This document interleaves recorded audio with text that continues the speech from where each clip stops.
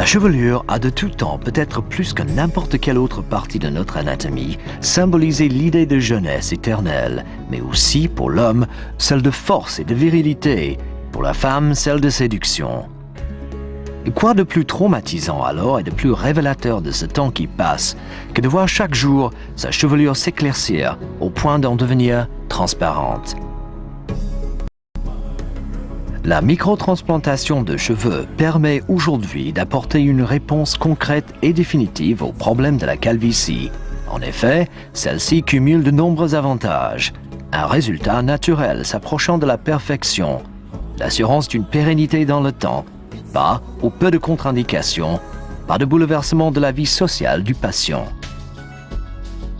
Si nous savons que la calvitie chez l'homme relève d'un double mécanisme, hormonal et génétique, d'où sa dénomination androgénétique, il n'en reste pas moins que celle-ci reste chez la femme, hormis certaines formes particulières, essentiellement d'origine inconnue. Chez l'homme, et quelquefois chez la femme, la calvitie atteint le sommet du crâne, sans jamais s'étendre aux cheveux de la couronne. La persistance de cette bande de cheveux sains, constituant la zone donneuse, a rendu possible depuis maintenant plus de 50 ans la pratique de la greffe de cheveux, rebaptisée depuis peu microtransplantation capillaire. Cette nouvelle dénomination tient au fait des progrès considérables qui ont été réalisés ces dernières années. L'observation des différentes formes de calvitie androgénétique a permis d'établir chez l'homme une classification en 7 stades d'évolution, la classification de Hamilton, et chez la femme, une classification en 3 stades, la classification de Ludwig. 2 règles fondamentales doivent être respectées en matière de microtransplantation de cheveux si l'on veut obtenir des résultats s'approchant de la perfection. La première est que la bordure frontale doit toujours être réimplantée en position haute de sécurité, notamment chez le jeune. La deuxième est que les golfs ne doivent que très rarement être comblés, en tout cas jamais avant d'avoir acquis la quasi-certitude d'une calvitie stabilisée. Si l'observation de ces résultats peut rassurer quant à l'art et la manière, il n'empêche que ces illustrations témoignent de la fin d'une histoire qui, elle, a commencé quelques mois ou quelques années plus tôt au cabinet du médecin lors de la première consultation.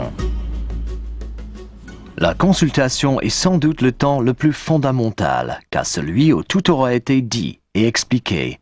Celle-ci sera longue et détaillée. Elle abordera tous les sujets ayant trait à ses antécédents médicaux et chirurgicaux, mais aussi à son mode de vie, ses habitudes alimentaires, au traitement qu'il prend, à son état physique et psychique.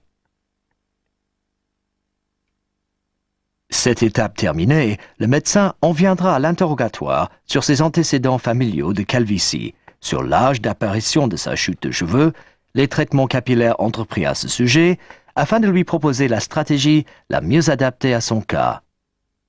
S'il représente une bonne indication, le médecin réalisera sur le patient lui-même un certain nombre de dessins jusqu'à obtenir le schéma idéal de reconstruction. Enfin, le médecin prendra congé de son patient sans avoir oublié de lui remettre le devis ainsi que l'ensemble des notices explicatives et ordonnances indispensables à la réalisation future de l'acte. Le jour prévu pour la séance, une dernière mise au point est alors faite avec le médecin qui rend visite à son patient dans la chambre mise à sa disposition et dans laquelle il pourra se reposer avant de repartir chez lui quelques heures plus tard. Avant que ne débute la séance, des photos préopératoires seront prises qui seront jointes au dossier, témoignant de l'état initial de la calvitie.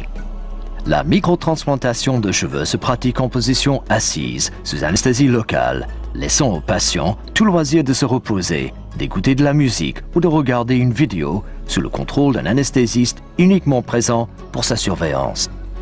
L'anesthésie locale est le seul instant de l'intervention où le patient ressent quelques picotements. Une fois celle-ci terminée, le praticien est alors libre d'effectuer dans l'ordre les 3 temps de l'intervention, à savoir la récolte des cheveux, la découpe des implants, la réimplantation.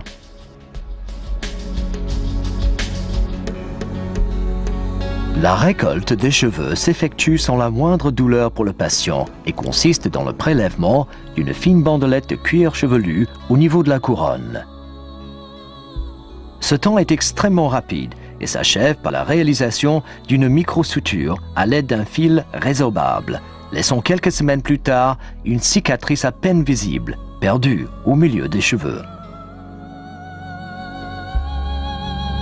La découpe des implants est pratiquée sous microscope. Il s'agit là de la deuxième étape qui consiste en la fragmentation de la bandelette préalablement prélevée en d'innombrables microtransplants d'une taille souvent inférieure au millimètre, chacun d'entre eux étant constitué d'une unité folliculaire, soit de 1 à 4 cheveux. La réimplantation est toujours précédée d'une phase de dessin où le médecin définit l'implantation la plus esthétique et la plus adaptée à chaque cas. Cette phase terminée, une nouvelle anesthésie locale est réalisée, suivie de la création par le praticien de multiples et microscopiques niches qui accueilleront quelques instants plus tard et dans un dernier temps les implants issus de la découpe au microscope. C'est uniquement après que toutes les micro-incisions auront été réalisées que les assistants entreront une nouvelle fois en action pour la phase finale d'implantation.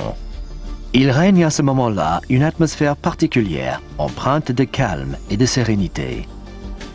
L'implantation terminée et les vérifications faites, le patient sera recoiffé et reconduit dans sa chambre, où il pourra se reposer avant de quitter la clinique sans le moindre pansement.